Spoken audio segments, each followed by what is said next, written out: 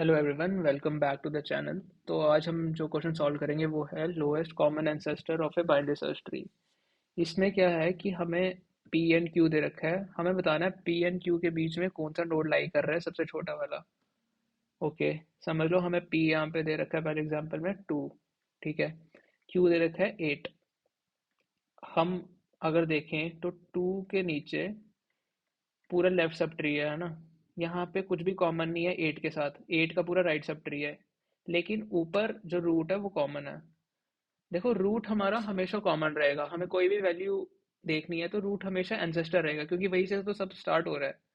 तो इसीलिए हम लॉजिकली समझेंगे ना, हम अपना क्वेश्चन रूट से स्टार्ट करेंगे। अगर हमारी वैल्यूज, समझ लो हमें जो पी और क्यू दे रखा है, पी और क्यू अगर समझ लो हमारी करंट वैल्यू से छोटा आ रहा है, तो हमें राइट साइड ढूंढना है, क्योंकि रेंज हमारी पी एंड क्यू के बीच में आनी चाहिए ना। और राइट साइड हमें पता है कि बाइनरी सर्च ट्री की प्रॉपर्टी होती है, सारी राइट साइड वैल्यूज बड़ी होती हैं। तो हमें राइट साइड रिवर्स करना है, राइट साइड। अगर पी एंड क्यू बड़ा है करंट वैल्यू से, तो फिर हमें अपनी रेंज लेफ्ट साइड में ढूंढनी है। ठीक है, ये समझ में आ गया। दूसरी एग्जांपल समझते हैं। दूसरी एग्जांपल में क्या दे रखा है, हमारा जो पी है वो 2 ही है, और 4 हमारा क्यू है। इस केस में क्या है कि कॉमन इन दोनों में वैल्यू सबसे लोएस्ट वाली 2 आएगी। क्यों? क्योंकि एलसीए की डेफिनेशन ये कहती है कि every node is the lowest common ancestor of itself. ठीक है, यहाँ पे भी यही लिखा हुआ है। आप यहाँ पे विकिपीडिया पे इसकी डेफिनेशन देख लो एलसीए की, तो वही है। तो इस केस में हमारा लोएस्ट कॉमन सबसे छोटा वैल्यू 2 आ जाएगा। ठीक है, ये दो केसेस समझ में आ गए। तो अब कोड करना शुरू करते हैं। हमें पता है कि हमें रूट से स्टार्ट करना है। करंट इक्वल्स टू रूट ले लेंगे, while current if current dot val is less than p dot val and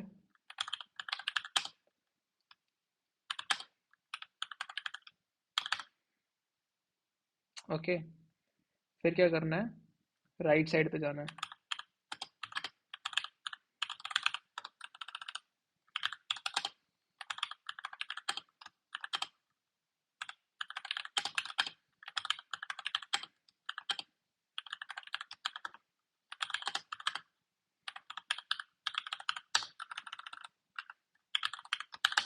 else, देखो एल्स केस में क्या होगा। जैसे हमारी फर्स्ट एग्जांपल में दे रखा था कि जो हमारी लेफ्ट साइड थी, जो लेफ्ट साइड थी वो जो राइट साइड थी, हमारा पी लेफ्ट साइड पे आ रहा था और हमारा क्यू राइट साइड पे आ रहा था। ऐसे पॉइंट में क्या होता है, हमें पता है कि नीचे तो कुछ लाई नहीं करेगा। जो लोएस्ट कॉमन वैल्यू आएगी वो होगी जो रूट है ना, जहाँ पे स्प्लिट हो रही है वैल्यूज, वो हमारी लोएस्ट कॉमन आ जाएगी। इस केस में हमें, मतलब एल्स केस में हमारा रिटर्न करेंगे कर डॉट कर।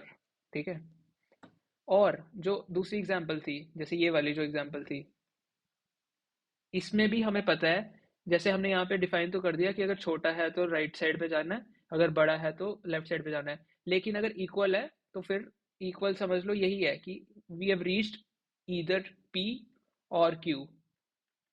पी और क्यू हमें मिल गया है, इसलिए हम उसी को रिटर्न कर देंगे। सेकंड एग्जांपल वाला जो एज केस है वो भी ये सॉल्व कर रहा है। तो ऐसे होता है, मतलब हम, आप ऐसे रट्टा मारने में तो मार लोगे कि हमें रूट से स्टार्ट करना है, फिर हमने ट्रेवर्स करना है पूरा ट्री, लेकिन रूट से स्टार्ट क्यों करना है? क्योंकि ये लोएस्ट कॉमन चाहे नहीं हो, लेकिन ये कॉमन एंसेस्टर रहेगा, इसलिए हमें रूट से स्टार्ट करना है। और एल्स केस हमारा दोनों एज केसेस सॉल्व करता है। एक बार रन करके देखते हैं। यहाँ पे स्प्लिट वाली वैल्यूज भी आ जाएंगी, और हमारा जो लोएस्ट कॉमन इट सेल्फ वाली वैल्यूज भी आ जाएंगी। सबमिट करके देख लो।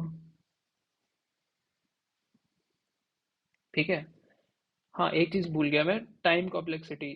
देखो, हमें पूरा ट्री ट्रेवर्स करना है इसमें, है ना।